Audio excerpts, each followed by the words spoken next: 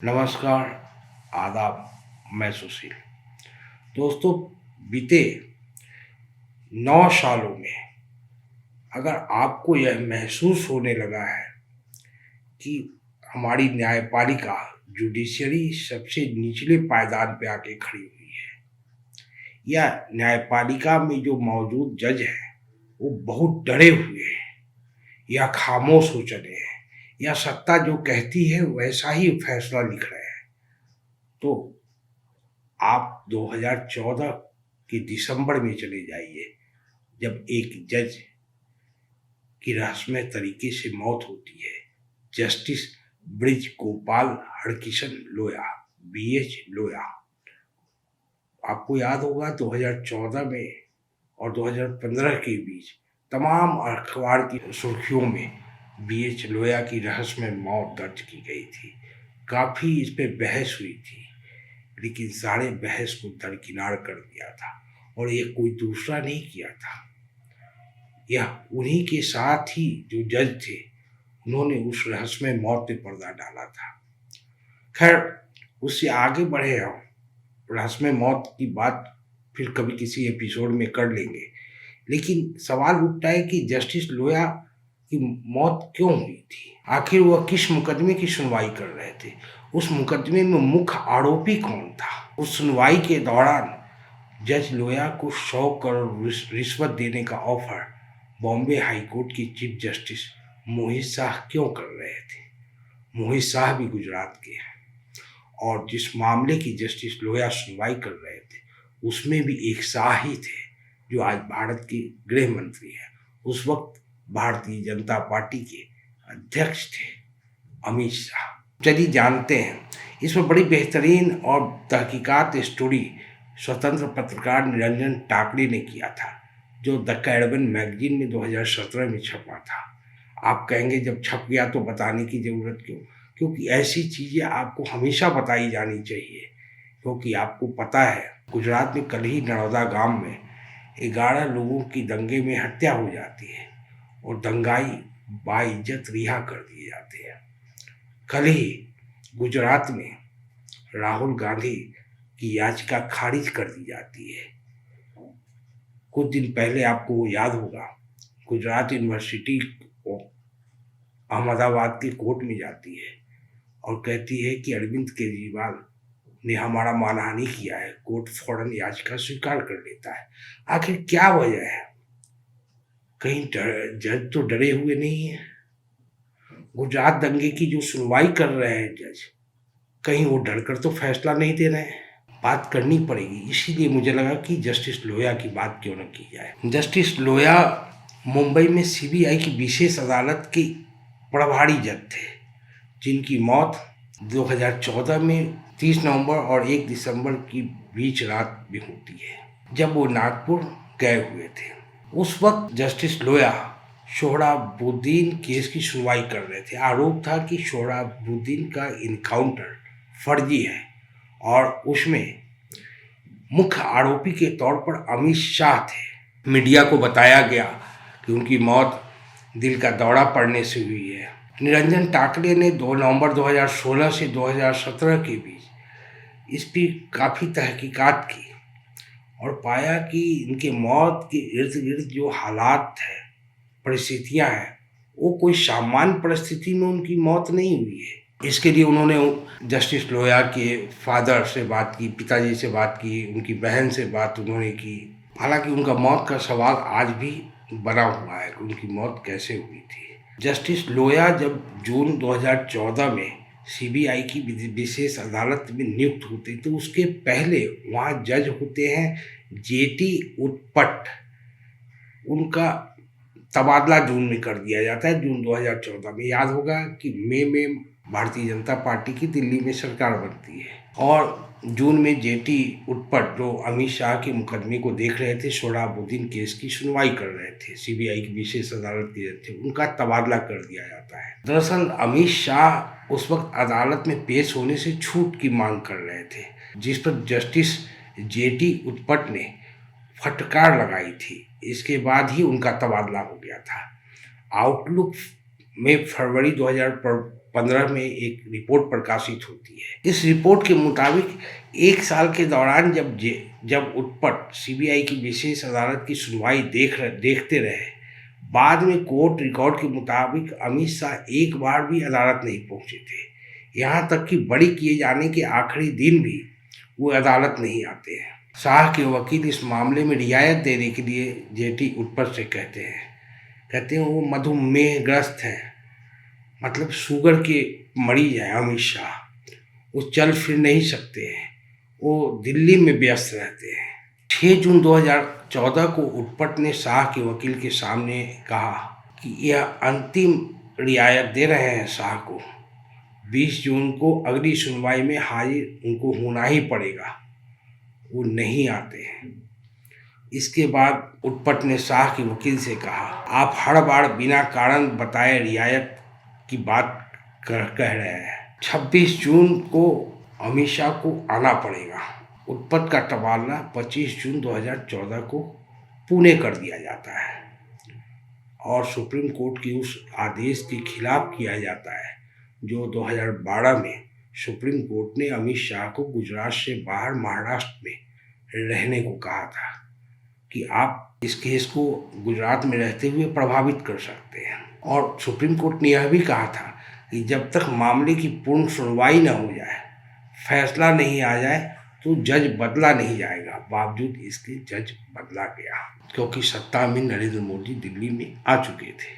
मुकदमे में शिकायतकर्ता जो रहे सोहराबुद्दीन के भाई रुबाबुद्दीन के वकील जो मिहिर देसाई थे, उन्होंने कहा कि जस्टिस लोया 10,000 पन्नों से ज़्यादा लंबी पूरी चार्जशीट को देखना चाहते थे, पढ़ना चाहते थे। साक्ष्यों और गवाहों की जांच को लेकर वो काफ़ी संजीदा थे। देसाई कहते हैं, यह मुकदमा संवेदनशील और अहम था, तो जो एक जज के बतौर श्री लोया की प्रतिष्ठा को तय करता। देसाई ने कहा, लेकिन दबाव को लगातार बनाया जा रहा था। देसाई के अनुसार कोर्ट रूम में हमेशा ही जबरदस्त तनाव कायम रहता था। हम लोग जब सीबीआई के पास साक्ष्य के बतौर जमा कॉल विवरण का अंग्रेजी अनुवाद मांगते थे, तब डिफेंस के मतलब अमित शाह के जो वकील थे, अमित शाह को सारे आरोपी से बरी करने की आग्रह करते थे। उन्होंने बताया कि टेप की भाषा गुजराती थी, जो न तो लोया को और न ही शिकायतकर्ता को समझ में आ रही थी। 31 अक्टूबर को एक सुनवाई के दौरान जस्टिस लोया ने पूछा कि शाह क्यों नहीं आए।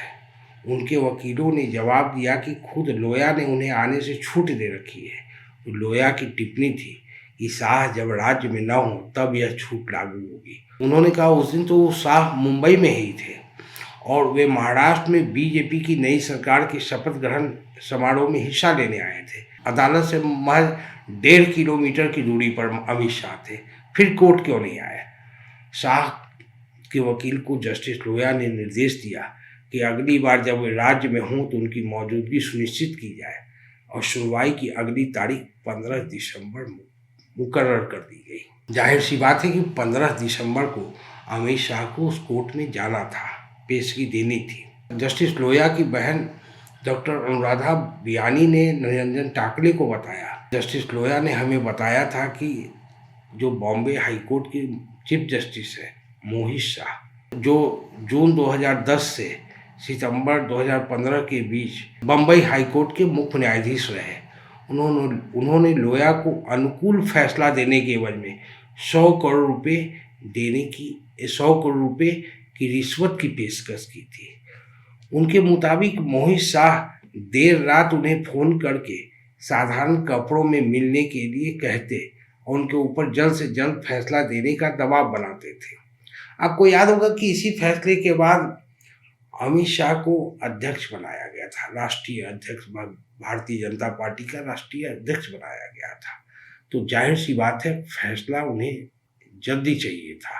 और मोहित शाह यह भी जस्टिस लोया से कह रहे थे कि फैसला सकारात्मक हो। लोया की मौत के बाद लोया चूँकि 30 नवंबर और 1 दिसंबर की रात में लोया की रहस्यमय ढंग से मौत हो जाती है। उसके बाद दूसरे जज आते हैं, MP गोसावी, सीबीआई के स्पेशल कोर्ट के जज नियुक्त होते हैं। वो सोहराबुद्दीन केस की सुनवाई शुरू करते हैं।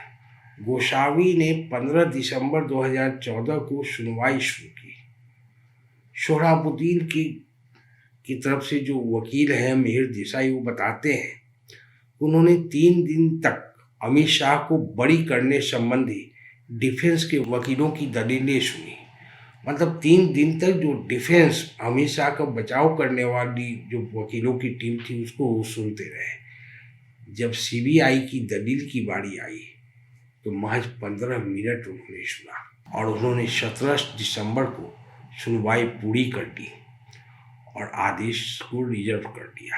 लोया की मौत के करीब 1 महीने बाद 30 दिसंबर 2000 को गोसावी ने अमित शाह की इस दलील को पुष्ट करते हुए फैसला दिया कि सीबीआई की आरोपी को फंसाने के पीछे राजनीतिक मंशा है।